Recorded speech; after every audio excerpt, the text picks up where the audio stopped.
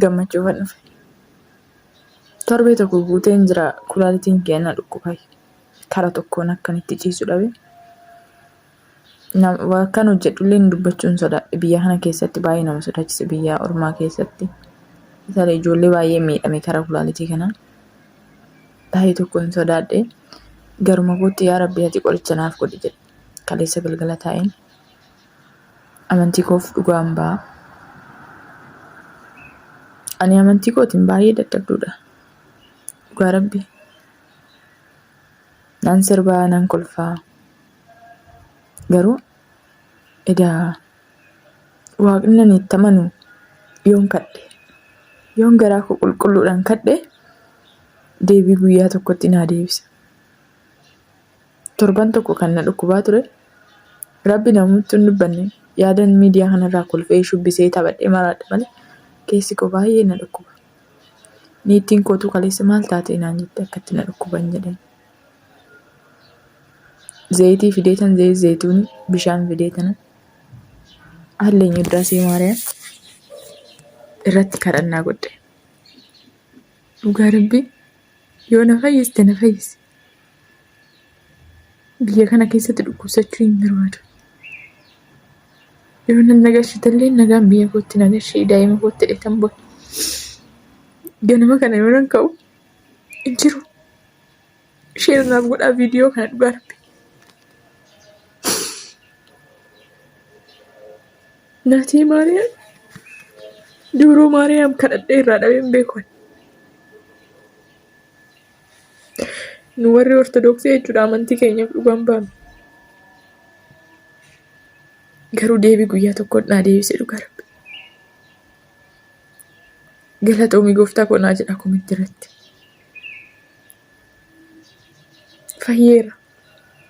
Galata kee yaa Rabbi. Arraa. Guyyaan tokko lidataadha miti. Baay'ee tokkoon gammadee dhugaa Rabbi. Fayyuu kootiif edaa duraanumaa yaadan. Amantiin koo amantii cimaadha. Yoo garaadhaan kadhattee Rabbiin bakkatti deebisee deebisa. Galata kee yaa Rabbi kan na fayyifatte.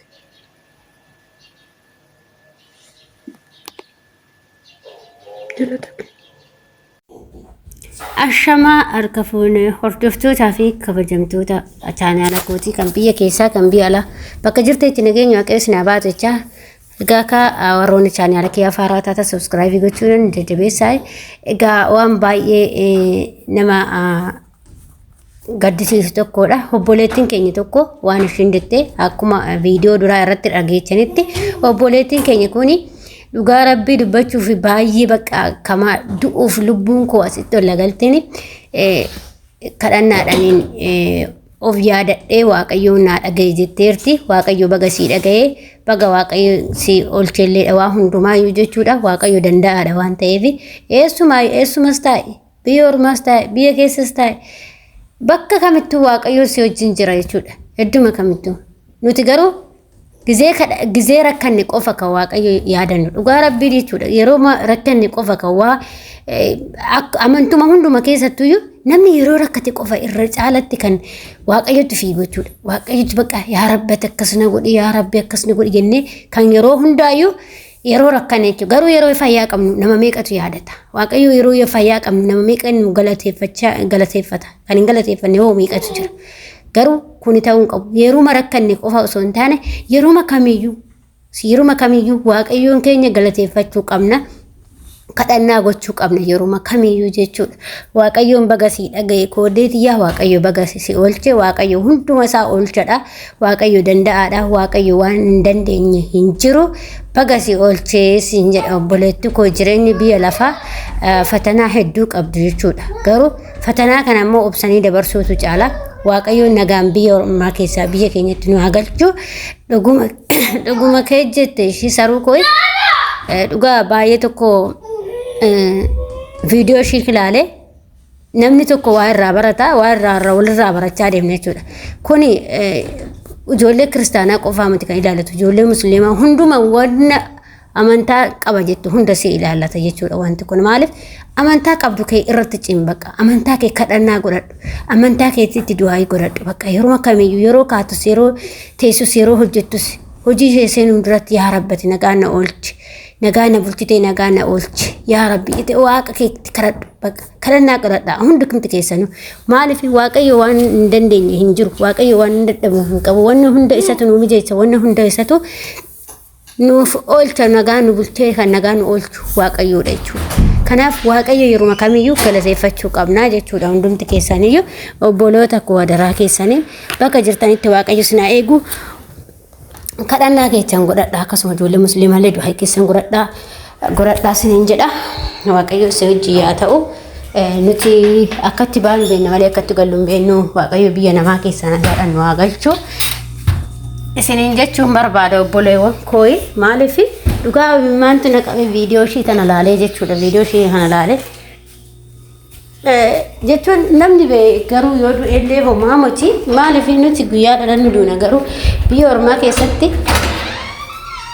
ormaa keessatti baay'ee ulfaata jechuudha duuti biyya ormaa hin ulfaatti gaddillee gammachuunillee nyaannillee dhugaatinillee biyya kee keessatti kan wanti hunduyyuu sitti mijatu jechuudha garuu immoo duuti biyya ormaa hin ulfaatti obboleetti koo baga waaqayyo si baase hundumaafuu kadhannaa kee baga waaqayyo si dhageeshi kanaaf obboleewwan koo isin hundumti keessaniyyuu akka amantaa keessanitti kadhannaa keessan godhadhaa hundi keessan du'aa keessan godhachuu yaada nuti jireenya lafa tanaa fi horii gadi taftaaf jenna garuu isa boruu qabannee deemnu galaa isa boruu kanallee yaadachuu qabna hundumti keessan jechuudha hundumti ilma namaatu amantaa kafeete hordofi galaa kee isa addunyaa tana fudhattee deemtu yookiin qabeenya kana fudhattee deemtu galaan ati fudhattee deemtu yoo waan gaarii hojjette yoo waan baqa waan ati lafa kanarratti waan gaarii hojjettee deemte galaa qabattee deemtu isa qofa jechuudha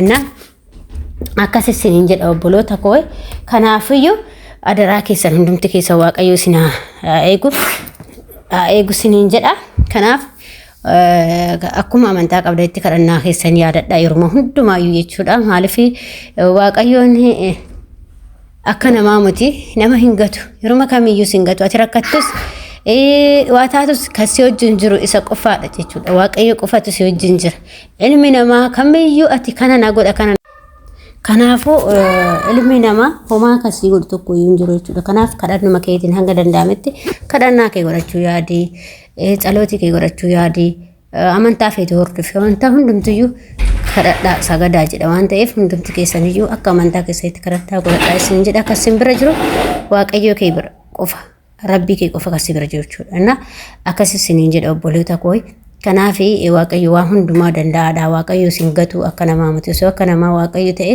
silaa qaata nuti addunyaa kanarraa deemnu jechuudha waaqayyo immoo hunduma keenyayyuu gaarillee badaallee jaamallee fayyaallee hunduma keenyayyuu walqixxee nu laala ija tokko nu laala waaqayyo faagalatu waaqayyo waagalatoommo isa kan hundi tokko wal nu dabarsine jechuudha ilmi namaa wal si dabarsa amma fakkeenyaaf araboonni kun wal nu dabarsu maaliif nu'ii fi ilmoo isaanii tokko laalan jechuudha wal lama dabarsa garuu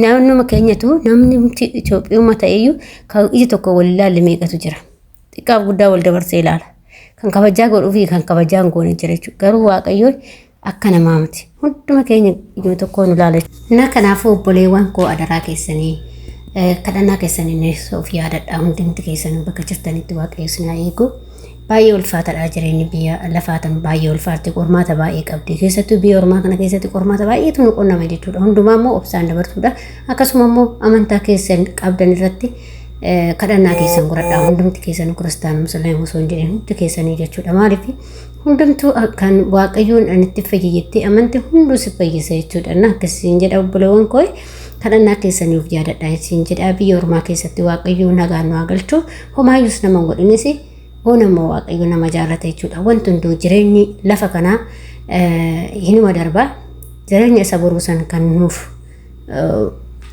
bareeffachuu qabnu jechuudha እና kanaaf jireenyi biyya ormaa immoo bu'aa bayii hedduu qabdi obsuutu barbaachisaadha.